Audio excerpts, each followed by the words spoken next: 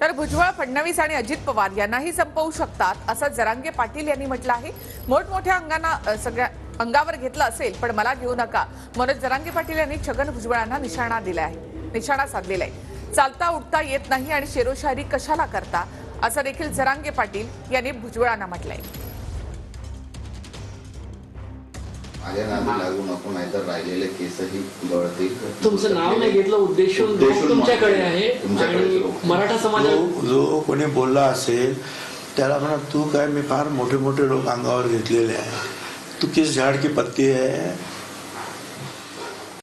मग देवेंद्र फडणवीस साहेबाला आणि अजितदादांना मी सांगितलेलं आहे की याला तुमचा वापर करून दोघांचा तुम्हाला सुद्धा संपू शकतो, इतका विश्वासघातकी आणि तो मोठा मोठ्याला शिंगावर अंगावर घेतला असन भाऊ, माल न घेऊ।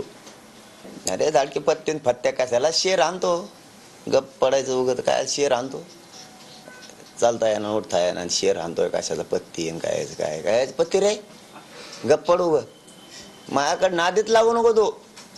सगळ्या गोरगरीब ओबीसी बांधवांचा उपयोग करून घेतला, त्यांच्या आरक्षणाचं काय, धनगर बांधवांच्या गोरगरिबांच्या आरक्षणाचं काय, त्याच्याबद्दल कचाकच बोलत नाही।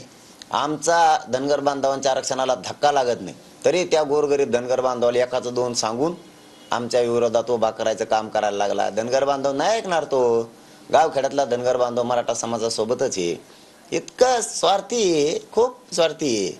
आणि झाडकी पत्ती पित्ती काय पत्ती तू काय करणार आहे, मोठमोठल्या शिंगावर धमकी देतो काय म्हणतो।